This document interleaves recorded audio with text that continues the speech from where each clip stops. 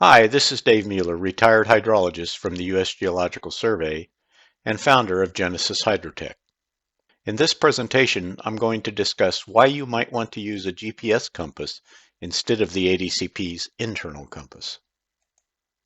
We're going to discuss why, what, and how to use a GPS compass.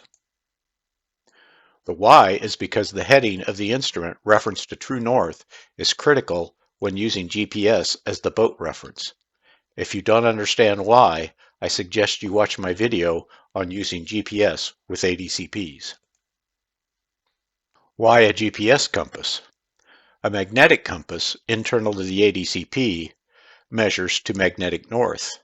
It requires manual entry of the magnetic variation or declination. It must be calibrated, and it is affected by local magnetic fields and ferrous metals. A GPS compass measures to true north. It is unaffected by ferrous metals. It provides more accurate data, particularly on wide rivers with a moving bed and a GPS boat velocity reference. What is a GPS compass? A GPS compass uses two GPS antennas and determines the direction from one to the other. If I know the location of 2 points, GPS 1 and GPS 2, I can compute the vector between them. The direction of the vector is the heading relative to true north. GPS signals and receivers always contain some error. The accuracy of the heading is increased as the distance between the two antennas is increased. Here's an example of a GPS compass that is small enough to use with ADCPs. It has a stated accuracy of 0.75 degrees. Other larger GPS compasses are available with improved accuracy, but some may require permanent installation on the boat or be too large for some deployments. It is even more important than when using a regular GPS antenna to position the GPS compass over the ADCP.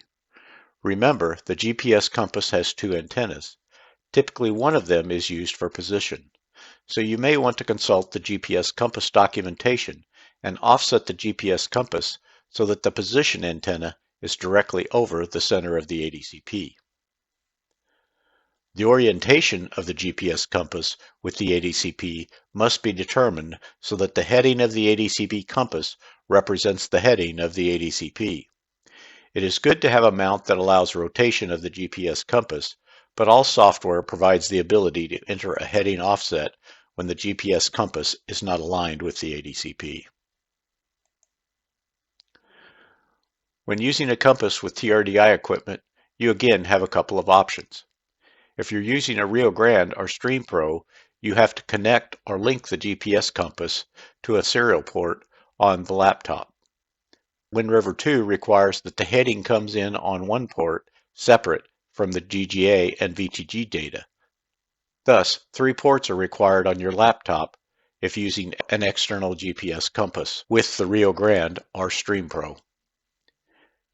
If you are using a River Ray, River Pro, or Rio Pro, the GPS compass can be integrated directly into the ADCP, just like a normal GPS data stream. The configuration wizard in Wind River 2 allows the configuration of the GPS compass. If the compass is connected directly to Wind River 2, such as for the Rio Grande and Stream Pro, the external GPS and external heading should be checked.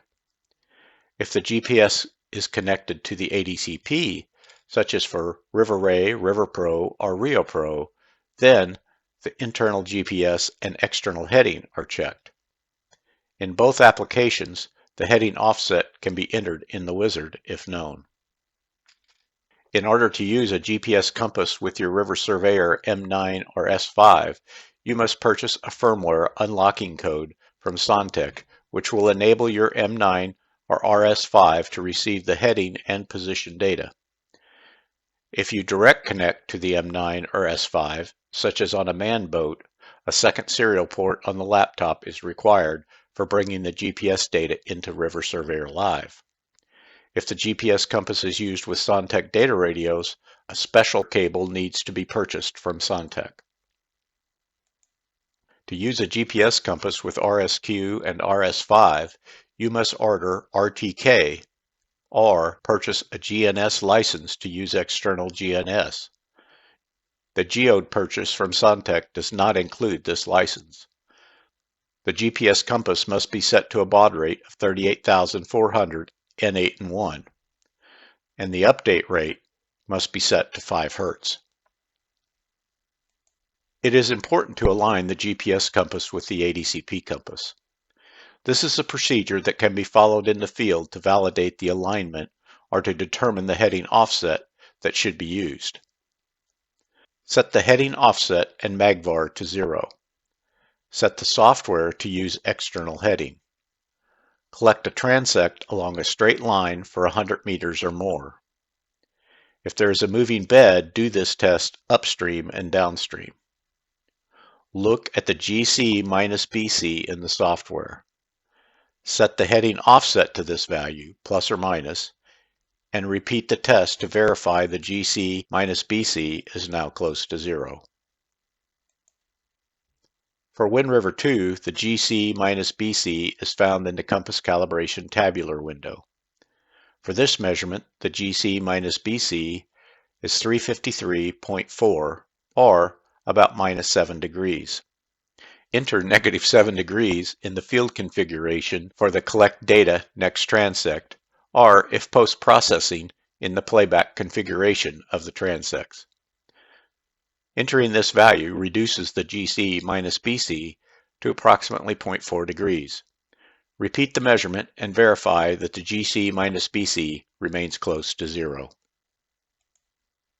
For River Surveyor Live, the GC minus BC can be found in the table on the left side of the software.